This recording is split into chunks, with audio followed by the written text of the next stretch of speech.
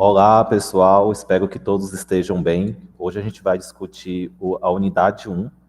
Essa unidade a gente fala um pouquinho da história da qualidade e no final da aula eu vou estar apresentando para vocês um caso real dentro de um laboratório clínico, onde foi evidenciado o papel principalmente da auditoria. Lembrando que a auditoria é um processo associado ao laboratório clínico, né, que tem o intuito de avaliar os aspectos clínicos dentro da sua eficácia, qualidade, acurácia, que é algo que eu vou falar aqui antes do vídeo, ok? Diante disso, eu fiz uma separação dos pontos associados à unidade 1. Primeiro, ele fala sobre a questão da qualidade, né? Quando fala sobre a questão da qualidade, o que vê esse conceito na mente de vocês? Então, durante a Revolução Industrial, tinha muitas preocupações associadas à padronização desses processos.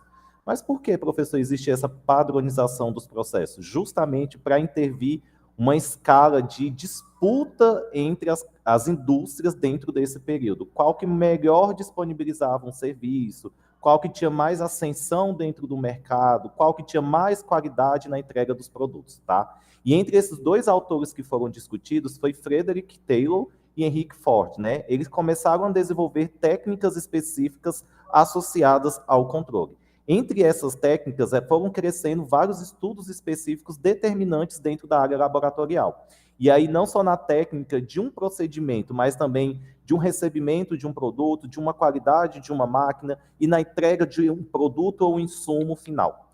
Diante desses caminhos, evoluções técnicas, científicas, houve um boom na evolução sobre o que é a questão da qualidade dentro do laboratório clínico e começaram a surgir normas específicas, tanto dentro dos territórios de um país, como também normas internacionais. Então, por volta do século XX, começou a se discutir como que essas normas iriam implementar a melhor qualidade dentro de um laboratório clínico. E aí, dentro dessas normas que se dirigiam sobre aspectos de qualidade clínica, se falavam duas palavras altamente importantes, que era segurança e eficácia, né? Segurança a gente já consegue entender muito bem que é demonstrar qualidade de serviços dentro de um laboratório que tem uma segurança na sua destinação. Mas, professor, o que é eficácia, né? No dicionário, a gente vai começar a entender que a eficácia vai muito além de em busca de uma perfeição. Mas a eficácia ela vai estar associada com a efetividade daquele serviço, daquela entrega daquele insumo. Durante esse insumo, quais são os aparelhos que são usados? Eles são eficazes para aquele produto que está sendo destinado, avaliado? Então, justamente o laboratório clínico ele começou a buscar essas especificações, buscando eficácia dentro das atividades e serviços que são produzidos ali dentro. Diante desses aspectos, a gente começou a entender que esses resultados eram precisos e confiáveis, justamente porque eu estou trabalhando com saúde individual e tanto saúde clínica. Então, eu preciso de um diagnóstico, um tratamento eficaz aos pacientes. Mas para ser eficaz aos pacientes, eu preciso ter um diagnóstico, uma resposta confiável e uma eficácia dentro desses serviços. Então, diante desses processos, a gente entende que a qualidade ela vem diminuir os erros laboratoriais e aumentando a segurança do paciente. Então, a partir do momento que eu começo a promover eficácia e qualidade, melhor vai ser os resultados que serão entregues à frente, né?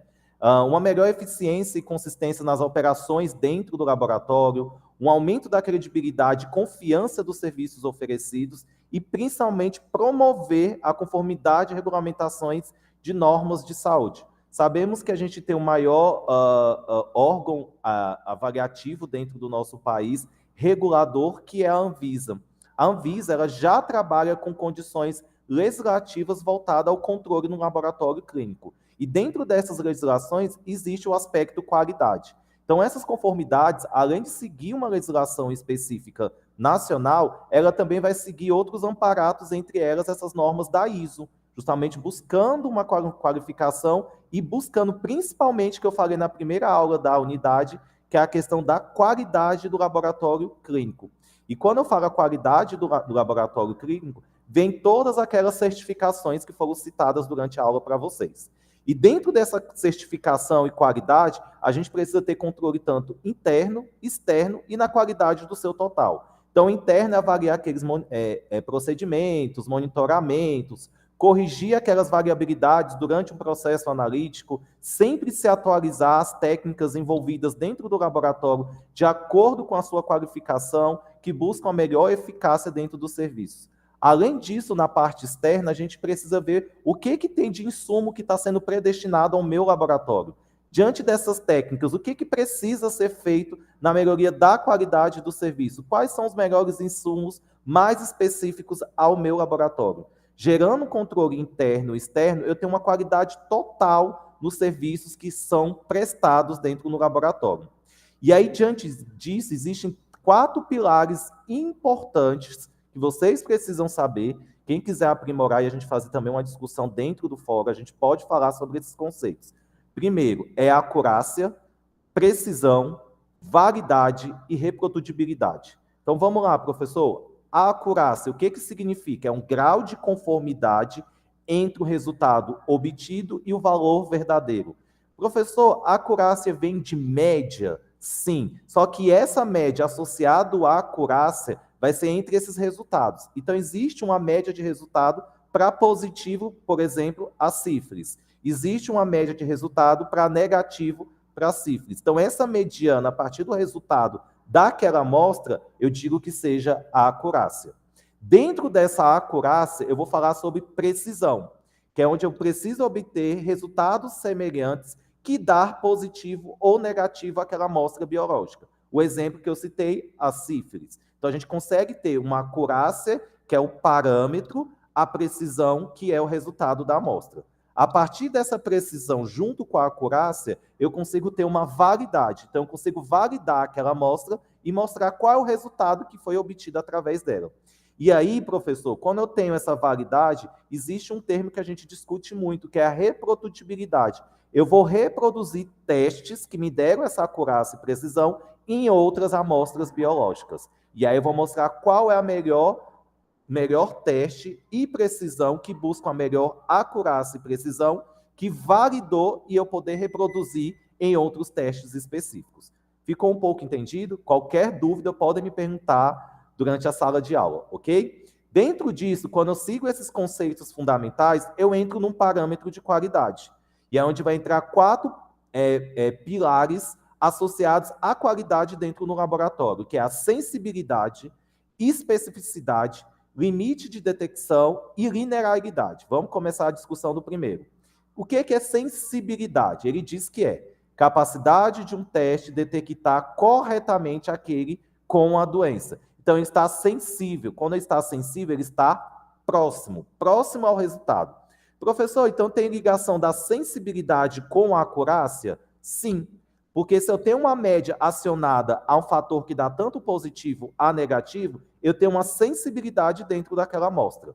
E aí, dentro dessa sensibilidade, eu consigo chegar a uma especificidade, que é onde eu vou ter como teste identificar corretamente se o indivíduo está doente ou não. Então, digamos que a especificidade, ela também está interligada com a precisão. Então, a gente consegue ver essa associação acurácia, sensibilidade, precisão, especificidade, ok? Diante dessas características, a gente também tem o limite de detecção, que é a quantidade mínima de um analítico que um teste pode detectar de forma confiável. Então, se é mínima, qual é o valor daquela amostra que eu posso dizer que é negativa ou positiva? Então, cada amostra biológica vai ter sua especificidade, foi o que a gente citou anteriormente, para uma resposta sensível. E aí, no final, eu vou ter uma linearidade. Ele tem que estar linear, dentro de intervalos que os resultados de teste permanecem e proporcionam uma concentração no analítico. Professor, eu não consegui entender essa parte final da linearidade. Eu vou ter intervalos, tá, em que os resultados em um teste permanecem proporcionais à concentração. Então, vai ter intervalos da amostra que pode diferenciar uma resposta. Então, por isso, também dá a importância de coletar uma amostra ideal para aquela avaliação. Então, quando a gente fala só em teste, não existe uma eficácia se eu não tenho uma boa amostra. Então, lembrando que esses conceitos fundamentais, parâmetros de qualidade, eles servem para todos os serviços dentro do laboratório. Ele tem o intuito de buscar a qualidade e conceituar. Então, vocês sendo futuros gerenciadores de laboratório, trabalhando no laboratório técnico, esses conceitos eles são fundamentais no conhecimento, na qualidade dentro de um laboratório clínico, ok?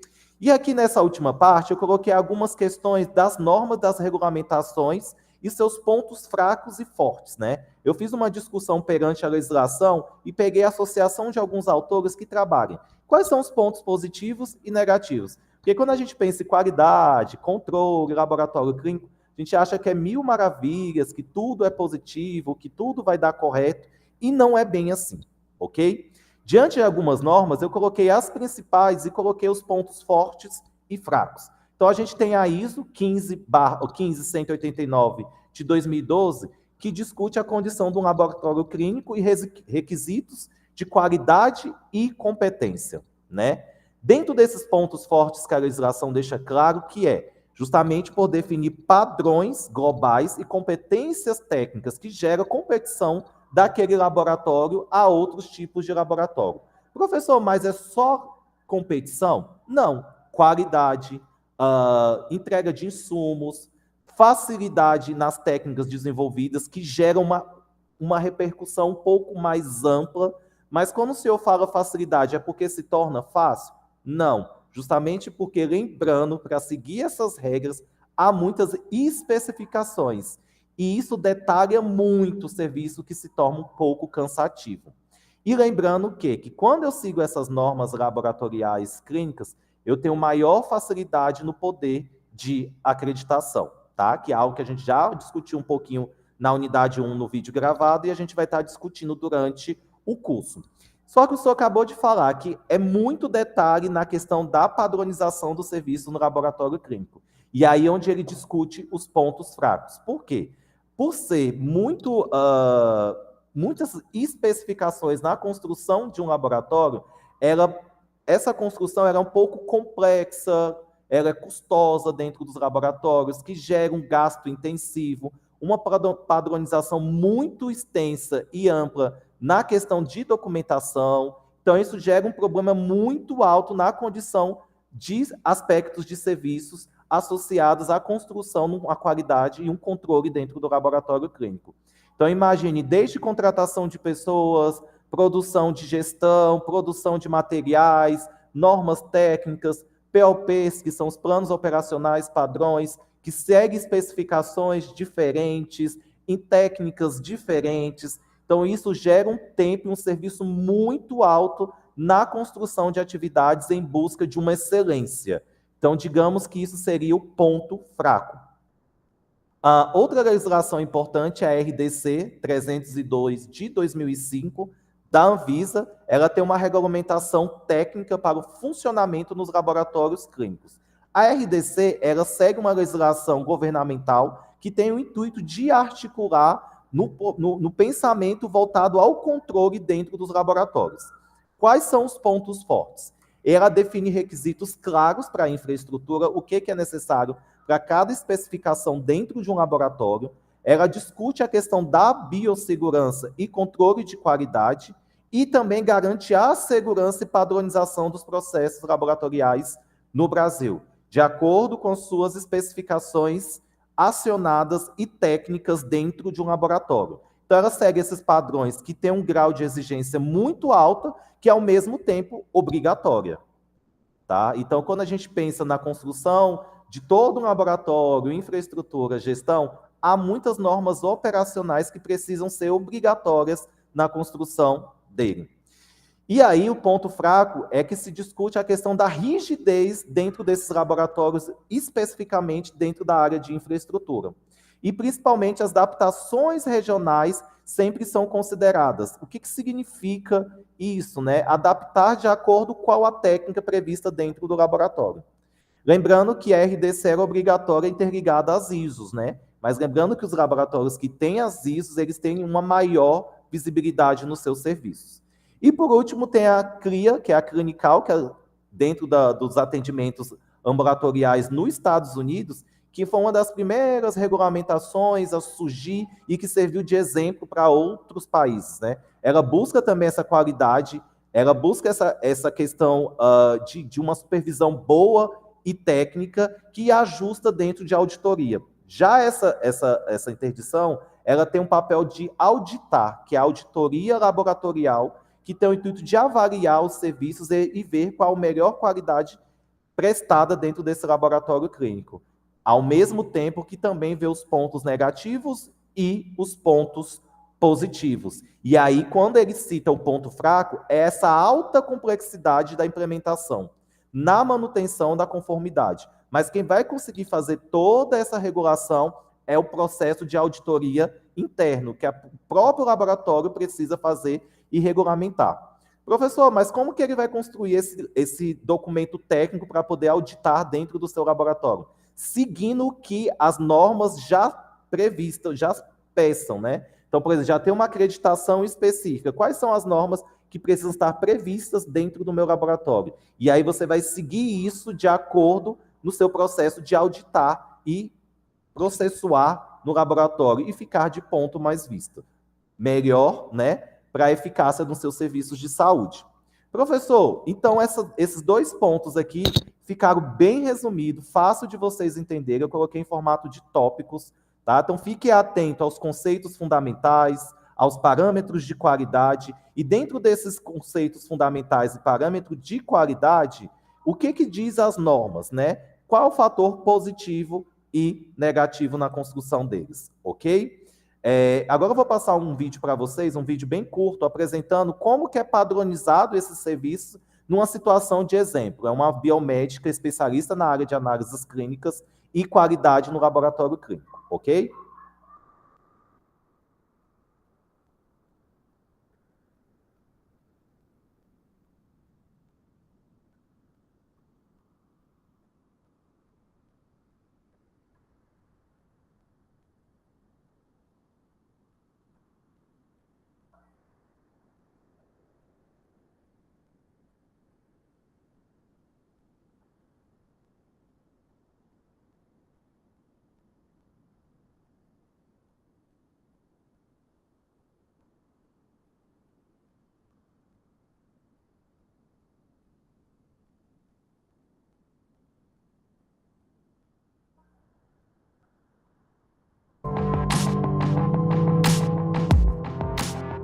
A gente está aqui para mais um vídeo hoje, e hoje a gente tem uma convidada especial, é uma grande amiga minha, é a Amanda. Ela também é biomédica e ela veio aqui hoje para falar um pouquinho sobre controle de qualidade, tá bom?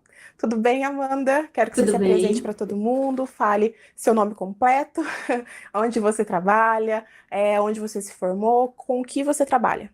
Tá bom.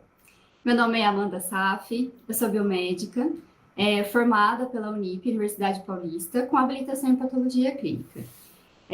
Atualmente eu trabalho no controle de qualidade, tenho 7 anos de experiência em patologia clínica e 2 anos de experiência em análise de controle da qualidade. Tá. E o que é o controle de qualidade e por que ele é importante dentro de um laboratório clínico? O controle de qualidade é um conjunto de ações que mede, determina e controla a qualidade de todos os processos envolvidos dentro de um laboratório clínico. Então, desde da triagem de um material até o processamento do laudo e entregue para o paciente, o controle de qualidade está presente. O controle de qualidade garante, por exemplo, a fidedignidade dos resultados de um paciente. E isso é extremamente importante, porque a gente está falando de vidas. E como que a gente sabe que o nosso resultado está fidedigno? Justamente pelo controle de qualidade. E quais são esses processos, né? E a gente pode aplicar todo o controle de qualidade no processo analítico somente, no processo pré-analítico, no pós-analítico? Como funciona isso? O controle de qualidade ele está presente em todas as fases, na fase pré-analítica, na analítica e na pós-analítica. Como? Na fase pré-analítica, principalmente no recebimento de materiais. Quando a gente tem uma unidade, que tem várias unidades centralizadas pela cidade, ou até mesmo pelo Brasil, a gente precisa, outro país, né, de repente, depende do laboratório, né, mas a gente precisa controlar o recebimento desse material. Tudo que envolve, todos os processos mesmo, envolve o controle de qualidade. É só assim que a gente vai garantir que as amostras estão em temperatura certa, que você está entregando um resultado fidedigno, que o seu controle interno está tudo bem, que os seus equipamentos sofreram manutenções de acordo com o fabricante recomenda. Então, cada processo realmente está envolvido. Todas as fases, então, estão envolvidas no controle de qualidade. Tá. E me fala um pouquinho, assim, para o pessoal que quer seguir nessa área. qual que é o seu trabalho? Como que você chega no laboratório de manhã e aí como que você executa o seu trabalho? Quais são as suas funções? Muita gente já me falou que uma analista da qualidade tem que ser rude, tem que ser brava, mas eu não consigo, eu não sou esse tipo de pessoa. Então a primeira coisa que eu chego no laboratório é dar bom dia para todo mundo. E aí o que a gente tem que analisar? Como eu disse anteriormente, todos os processos estão envolvidos, né? A parte mais legal da qualidade são os indicadores, porque o que uma analista da qualidade tem que fazer? Ela tem que gerenciar, ela tem que procurar uma forma de medir o controle da qualidade, e a forma de medir a qualidade é por indicadores. Então, nós temos indicadores para todas as fases, temos indicadores para a fase analítica, pré-analítica, pós-analítica, né? Indicadores, na verdade, são números, né, que vão indicar para você como que está saindo o seu trabalho no dia a dia, né? Além dos indicadores, a gente mexe também com não conformidades, com saques, que são as reclamações dos pacientes, né? Que mais? Todo o gerenciamento de documentos, né? Quando toda a bancada faz o processamento de POPs, que são os procedimentos operacionais padrões, as ITs, instruções de trabalho, todos esses documentos relacionados com os processos, eles são e devem ser controlados pela qualidade. Então, assim, nunca uma cópia de um documento pode ser feita e entregue na mão de todo mundo, não. Essa cópia, ela tem que ser carimbada como cópia controlada. Então, tudo é muito controlado dentro da qualidade, tá? Além disso, indicadores, a gente faz auditoria externa, auditoria externa não, auditoria interna a gente faz. Nós fazemos também autoinspeções, que é um pouco mais assim, voltado para a estrutura física do laboratório, né? Porque é uma das coisas que a vigilância sanitária também pega em cima, não é só os processos envolvidos, mas também o espaço físico que você está, se tem risco de incêndio, se não, se tem sinalização de saída, tudo isso a qualidade tem que estar bem atenta. Legal. Você falou sobre auditoria interna, auditoria externa. Qual que é a importância disso dentro do laboratório? Todo mundo tem um pouquinho de medo, né? Ai, falou que tem auditoria, todo mundo fica de cabelo em pé, né? Qual que é a importância disso? A gente sabe que é importante, mas a gente não dimensiona isso, né? Vamos falar um pouquinho, então, da diferença da interna com a externa, né? A auditoria interna, o próprio nome já diz, quem faz são pessoas que sabem do que está fazendo, né? São pessoas que estão internamente, são pessoas que trabalham no próprio laboratório. Então, tem lá a analista da qualidade, os supervisores, né, dos processos. Então, eles vão fazer o quê? A gente, como analista da qualidade, precisa elaborar algumas perguntas que estão relacionadas com o cumprimento de normas e leis, né? Dentro dessas normas e dessas leis estão as RDCs, as NRs, né, NR32, que é uma das mais faladas dentro do laboratório, né, Tássia? Você, como membro da CIPA, a Tássia é membro da CIPA, gente. Ela sabe muito bem cobrar essas normas NR32. Além dessas normas, a gente tem que cumprir também o que a vigilância sanitária impõe aqui, não é? Impõe pra gente. Então, a gente tem esses órgãos que eles são auditores, que a gente precisa cumprir as leis do nosso país, né? De como que você monta um laboratório, de como que devem ser os processos, desde o começo até a entrega do laudo para o paciente e a satisfação desse paciente, né? Então, dentro de uma auditoria interna, a gente vai ver tudo. A gente vai ver triagem de materiais, a gente vai ver controle interno, controle externo, vai ver validação de métodos, que é muito importante, manutenção de equipamentos, né? Desde manutenção corretiva, manutenção preventiva, cada detalhe vai ser auditado. E aí essas perguntas, elas vão ser feitas para os analistas das bancadas, né? E a Tássia comentou do medo, né, Tássia? O medo por quê?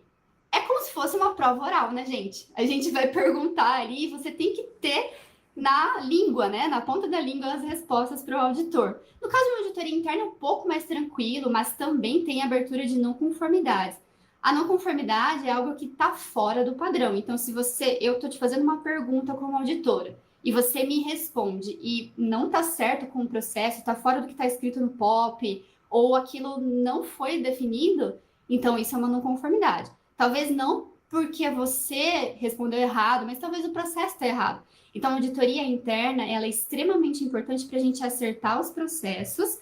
E o que é, voltando lá para o que é o controle da qualidade, né? É garantir que não haja mais erros. É claro que erros sempre vão existir, né? Todos nós somos seres humanos, todos nós erramos, mas o papel da qualidade é justamente criar barreiras para que os erros não ocorram. né? Então, é a partir da auditoria interna que a gente vai ver aonde que está acontecendo os erros para poder arrumar. Agora, a auditoria externa. A auditoria externa é igualzinho à auditoria interna, só que quem faz essa auditoria são órgãos acreditadores, como ONA, PALC, ou até mesmo a vigilância sanitária, tá? E por que a gente precisa seguir direitinho as regras, as leis e as normas desses órgãos acreditadores, né? No caso de uma vigilância sanitária, por exemplo, se for algum erro muito grave, acima de uma não conformidade, o laboratório pode até ser fechado. Então, a gente precisa seguir as leis, as normas, né? Se o laboratório, porque toda acreditação, todo órgão externo que vai fazer uma auditoria, ele precisa ser pago para ir no seu laboratório, né? E o preço não é alto. Quer dizer, desculpa, não é baixo. É um preço alto. Se o laboratório não consegue pagar esse valor para um órgão acreditador, então, assim, as leis precisam ser seguidas, independente se você tem um selo ONA, um selo PALC, né? E o que seria esse selo, né? Esse selo, ele é só para mostrar, né, para o público e para outros órgãos de que você é de qualidade, que o seu laboratório solta resultados fidedignos, que é um laboratório confiável. É isso. Você falou muito sobre as não conformidades. Isso, quando a gente fala de não conformidade, também é outra coisa que dá medo, né? Ah, vou abrir uma não conformidade para você. E, na verdade, a não conformidade é porque algo está não conforme e precisa ser arrumado, né? Como que a gente gerencia isso e como que a melhor forma para a gente aplicar essas não conformidades? As não conformidades, como você disse, é só para a gente poder gerenciar o processo, né? Pegar as falhas, né? Muitas pessoas têm medo que seja algo punitivo, mas não é punitivo. Como que a gente faz esse gerenciamento? Quando é algum erro administrativo, por exemplo, o estoque esqueceu de mandar algum reagente, algum produto que você precisava para essa semana, isso a gente chama de ocorrência, né? Então, teve uma ocorrência, não chegou a atingir o paciente porque eu tinha o meu estoque interno, né? Então, isso é uma ocorrência. É uma não conformidade classificada como ocorrência. Não conformidade classificada como incidente são não conformidades que atingiram o paciente, né? E aí que é o problema, porque as não conformidades que atingem pacientes geralmente geram saques também, né? Os pacientes ficam insatisfeitos. Dentro das incidentes, a gente tem eventos sem dano, que é aquele que a gente não teve que fazer, por exemplo, uma recoleta, mas, poxa, chateou o paciente, né? Foi um incidente, mas não teve um dano para ele, né? Temos também o evento adverso. Talvez atrasou o laudo somente. Isso é uma não conformidade. Se a gente prometeu para ele que o laudo dele ia ser entregue até as 14 e ele falou, olha, meu laudo não foi entregue até as 14, então é um erro nosso, é uma falha de um processo, né? Então é uma não conformidade. Um evento adverso de dano leve, por exemplo, a gente teve que recoletar de um paciente porque teve uma amostra coagulada, por exemplo, né? Também é uma não conformidade. E como que a gente vai tratar essa não conformidade? Treinamentos, pode ser, né? Existem várias ações que a gente pode tratar essa não conformidade de forma a corrigir o erro para que ele não aconteça novamente, né? E temos também os erros graves, né? Nós temos os erros adversos moderados, temos que, por exemplo, uma retificação de laudo, né? É uma complicação, uma retificação de laudo, porque se o médico viu esse resultado e já começou uma conduta clínica e aquele resultado não é daquele paciente, complica, né? A gente precisa ser fidedigno com tudo.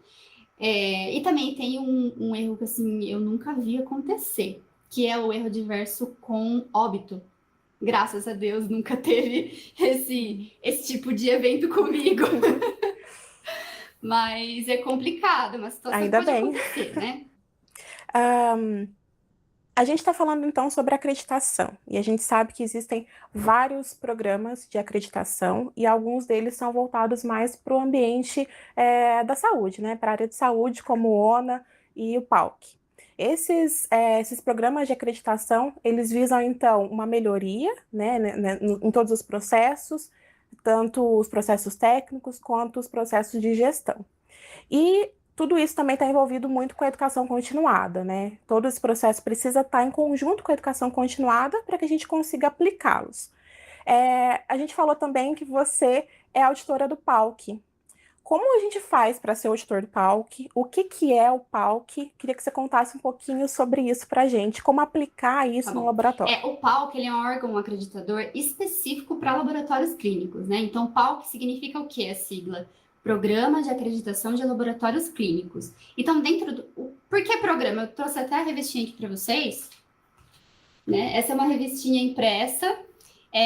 Quando você faz o curso, como é que você se torna um auditor interno, né, do PALC? Você precisa fazer um curso onde você vai aprender as normas, né? Quais são as normas que o seu laboratório deve seguir? Esse curso ele precisa ser vinculado e aprovado pela SBPC, a Sociedade Brasileira de Patologia Clínica e Medicina Laboratorial. Então, você tendo esse curso, esse certificado, você se torna um auditor interno. Nesse curso tem uma provinha, tá, gente? Você precisa tirar ali uma nota mínima para conseguir passar. Não é difícil, é tranquilo, só que é sobre gestão de qualidade, né? Tudo que você aprendeu nesse curso vai cair nessa provinha, tá bom? E aí eu trouxe aqui, vou só abrir para vocês verem a norma, é assim, ó, com vários itens, numerações, né? E aí cada numeração fala de um assunto e é subdividido em fases pré-analíticas, analíticas, pós-analíticas, inclusive setores como RH, tecnologia da informação, faturamento, estoque, também tudo que envolve o processo laboratorial está nessa norma. Eu sempre tive na minha cabeça de que, para eu trabalhar na qualidade, eu tinha que ser aquela pessoa chata, que fica em cima de todo mundo, porque não é um processo fácil, né? Você se tornar um auditor. Todo mundo te teme, para começar. Você fica muito no computador, tem que trabalhar com ferramentas da qualidade, entender muito sobre isso, aplicar as conformidades para todo mundo. Dá para continuar sendo amiga de todo mundo e ainda ser analista da qualidade? Dá sim, com certeza. Eu sou amiga de todo mundo. Só que assim, na hora da cobrança, um analista da qualidade precisa ser firme, né? Porque são leis que a gente precisa seguir, né? Não só leis, mas como as regras do próprio laboratório. Então, você consegue cobrar isso de alguém, não sendo aquela pessoa rude, né? Ou uma pessoa brava. Eu mesmo tenho um pouco de medo daqueles auditores externos que vão lá. Tem gente que tem uma cara fechada, assim, que é bravo, né? E eu realmente não consigo entender o motivo daquilo, sinceramente. Mas, assim, sendo analista da qualidade, tanto auditor interno quanto externo, você não precisa ser uma pessoa rude, uma pessoa brava para conseguir cobrar o que você precisa cobrar, né? E você também está envolvido no processo quando se trata de uma auditoria interna, por exemplo. Você sabe os processos, você sabe que você precisa ajudar a melhorar. Então, para que ser uma pessoa rude e brava, né? Então, é isso, gente. Eu acho que, na verdade, assim, todo laboratório precisa ajudar, né? Todo mundo que entra dentro do laboratório sabe algumas regras básicas. Então, eu sei que eu tenho que entrar dentro do laboratório de jaleco, que para a maioria dos procedimentos eu preciso utilizar luva, óculos de proteção, todos os EPIs, né? Preciso seguir todas as regras do laboratório. Para realizar alguns exames, eu preciso seguir os protocolos, né? Os protocolos não estão aí à toa. Então, eu acho que, na verdade, dá para a gente continuar, assim, sendo amigos, todo mundo colaborar. Eu acho que é necessário ter uma colaboração de todo mundo para que todo o processo funcione. Não dá só para a triagem fazer todo o processo certo, chegar lá, por exemplo, na microbiologia, o processo está todo desregulado, né? Não funciona muito bem dessa forma. E, assim, tem muitas pessoas que estão vendo o nosso vídeo que ainda estão pensando em qual faculdade vão fazer. Se vão fazer biomedicina, farmácia, medicina, enfim. Eu queria que você trouxesse, né, deixasse uma dica aqui para quem se interessa pela patologia clínica, que é a sua área de atuação também, para quem se interessa pelo controle de qualidade, o que você poderia deixar de dica para essa pessoa seguir em frente no que ela quer? Gente, eu posso contar uma historinha para vocês? Vai ser bem rapidinho. Em relação a essa questão, né? Quando eu tinha 7 anos de idade, eu pedi um microscópio de presente para meu pai. E, assim, foi um susto, né? Porque criança não liga muito para essas coisas, né? Mas eu posso dizer que eu sou cientista desde pequena. Então, qual que é a mensagem em relação a isso? Você tem que fazer o que você gosta, você tem que seguir o seu coração, porque os dias ficam muito mais fáceis se você trabalha com o que você gosta, sabe? Claro que toda formação, todo emprego, sempre vai ter um lado que fala, poxa, mas por que eu escolhi isso?